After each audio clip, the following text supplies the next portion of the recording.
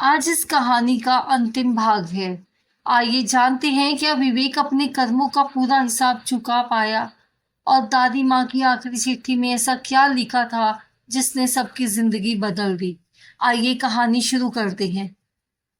अब अगले दिन शाम के ठीक 5 बजे विवेक उस छोटे से चाय वाले ढाबे पर पहुंच गया जहां आर्यन ने मिलने के लिए कहा था। आज वह आधा घंटा पहले ही आ गया था। उसके हाथ बार बार घड़ी की ओर जा रहे थे, उसी घड़ी की ओर जो कभी उसके पिता की थी। वह मन ही मन बुदबुदाया, पापा आज मैं देर नहीं करूंगा। कुछ ही देर में एक कार आकर रुके। आर्यन उतरा, दोनों की नजरें मिली, लेकिन दोनों के पास शब्द नहीं थे। चाय वाला मुस्कुराया, 2 कटिंग चाय। विवेक ने पहली बार मुस्कुराकर कहा, हाँ। दोनों लकड़ी की बेंच पर बैठ गए। लगभग 5 मिनट तक सिर्फ चाय की भाप उठती रही।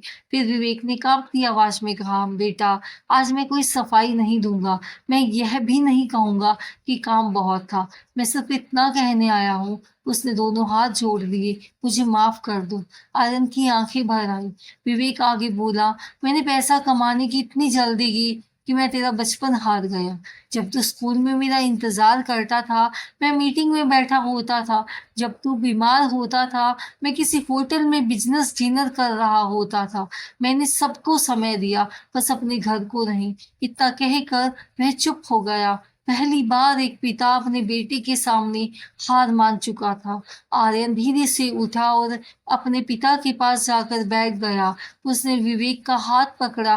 पापा मैंने आपको कभी नफरत नहीं की, मैं सिर्फ आपको मिस करता था। बस इतना सुनते ही दोनों एक दूसरे से लिपट कर रो पड़े। चाय वाला चुपचाप उसकी तरफ देखने लगा, क्योंकि कुछ रिश्ते शब्दों से नहीं, आंसुओं से जुड़ते हैं। कुछ दिन के बाद आर्यन पहली बार अपने पिता के साथ पुराने घर में पहुंचा। वहां रामू काका बरामदे में बैठे थे। उन्होंने दोनों को साथ देखा तो उनकी आंखें भी भर आई।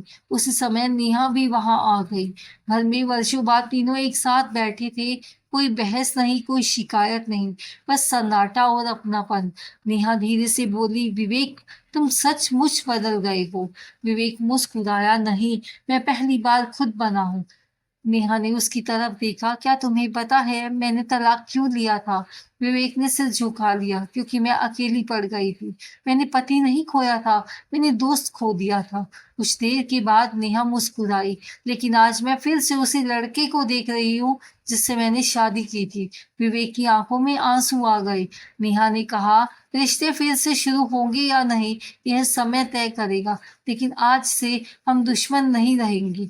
विवेक ने सिर झुकाकर कहा, बस इतना ही मेरे लिए बहुत है। कुछ दिनों के बाद विवेक सुरेश के घर पहुंचा।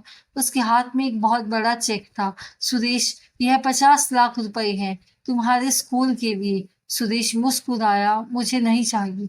विवेक हैरान रह गया। क्यों? सुरेश बोला, अगर देना ही है तो कभी किसी गरीब बच्चे की फीस भर देना, लेकिन उसे कभी मत बताना कि पैसे किसने दिए। विवेक ने पूछा, तू इतना बड़ा कैसे बन गया? सुरेश हंसा, जिस दिन मैंने तुझे माफ किया था उसी दिन मैं बड़ा हो गया था। वह फिर बोला, विवेक बदला लेने वाला एक पल के लिए जीत जाता है, माफ करने वाला पूरी जिंदगी जीतता है। विवेक ने बिना कुछ कहे सुरेश के पैर पकड़ लिए। सुरेश तुरंत पीछे हट गया। दोस्त दोस्त के पैर नहीं छूते। दोनों गले लग गए। 20 साल पुरानी दूरी एक पल में पिघल गई। रामू काका ने धीरे से कहा, बाबूजी अब आखिरी चिट्ठी पढ़ने का समय आ गया है। विवेक के हाथ कांप गए। उन्होंने लिफाफा खोला। अंदर लिखा था, मेरे प्यारे बेटे, अगर तू यह चिट्ठी पढ़ रहा है तो समझ ले, मैं अपना काम पूरा कर चुकी हूँ। बेटा, जीवन में 2 तरह के लोग होते हैं। एक वे जो सही होने की कोशिश करते हैं, दूसरे वे जो गलती मानने की हिम्मत रखते हैं। याद रख, दूसरे लोग हमेशा पहले लोगों से बड़े होते हैं। कर्मों का हिसाब भगवान नहीं रखते, हमारा अपना मन रखता है। जब मन चैन से सो जाए, समझ लेना तेरा हिसाब हल्का हो गया। किसी मंदिर में सोना चढ़ाने से पहले किसी रोते हुए इंसान को हंसा देना, किसी भूखे को खाना खिला देना, किसी बुरे माँ बाप के साथ 10 मिनट बैठ जाना, यही मेरी पूजा है, यही मेरा धर्म है और यही मेरी आखिरी सीख है। तेरी दादी माँ। चिट्ठी समाप्त हो गई, लेकिन विवेक को ऐसा लगा जैसे दादी माँ आज भी उसके सामने बैठी मुस्कुरा रही हो। उसने धीरे से चिट्ठी को माथे से लगाया और पहली बार उसके चेहरे पर सुकून था। 1 वर्ष के बाद वही पुराना घर अब पहले जैसा नहीं था। बरामदे में हर रविवार बुजुर्गों के लिए भोजन बनता था। आंगन में गरीब बच्चों की पढ़ाई होती थी। दीवार पर एक छोटा सा बोर्ड लगा था, दादी माँ की पाठशाला। विवेक अब भी कंपनी संभालता था, लेकिन शाम के 6 बजे के बाद कोई मीटिंग नहीं होती थी, क्योंकि वह समय परिवार के नाम था। आर्यन अक्सर उसके साथ बैठकर चाय पीता था। नेहा भी कभी-कभी आ जाती थी। रिश्ते पहले जैसे नहीं हुए थे, लेकिन अब उनमें शिकायत नहीं थी। एक दिन एक छोटा बच्चा विवेक के पास आया। उसने पूछा, अंकल, क्या सच में भगवान सब देखते हैं? विवेक मुस्कुराया। उसने बच्चे के सिर पर हाथ रखा और बोला, बेटा, भगवान देखने से पहले हमारा दिल देखता है। अगर रात को सोते समय तुझे अपने किसी कर्म पर शर्म आ जाए, तो समझ लेना वही कर्म का हिसाब है।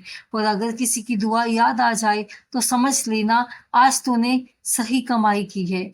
उसी समय हवा का एक हल्का-सा झोंका आया। आंगन में रखी दादी माँ की तस्वीर के पास दिया थोड़ा-सा झिलमिलाया। विवेक ने तस्वीर की ओर देखा और मुस्कुराकर कहा, दादी माँ, अब मैं समझ गया, कर्मों का हिसाब यहीं मिलता है। धीरे-धीरे कैमरा ऊपर आसमान की ओर उठता है। पृष्ठभूमि में दादी माँ की आवाज़ सुनाई देती है, बेटा, दुनिया में सबसे अमीर वह नहीं जिसके पास सबसे ज़्यादा धन हो। सबसे अमीर वह है जिसके जाने के बाद लोग उसके लिए दुआ करें। याद रखना, कर्म कभी मरते नहीं, वे लौट कर ज़रूर आते हैं। इसीलिए जहाँ तक हो सके किसी के जीवन में खुशी छोड़ कर जाना। प्रिय बच्चों, अब यह कहानी यही समाप्त होती है। अगर इस कहानी ने आपके दिल को छुआ हो, तो कमेंट में एक शब्द ज़रूर लिखना। अगर आपके माता-पिता आपके साथ हैं, तो आज ही बिना किसी वजह के उनके साथ 10 मिनट ज़रूर बिताना। शायद यही 10 मिनट किसी की पूरी ज़िंदगी की सबसे बड़ी खुशी बन जाए। ऐसे ही दिल को छू लेने वाली कहानियों के लिए दादी माँ की चिट्ठी को ज़रूर सब्सक्राइब करें। फिर मिलेंगे एक और नई चिट्ठी के साथ, एक नई सीख, एक नई कहानी के साथ। तब तक अपना ख़्याल रखना। धन्यवाद।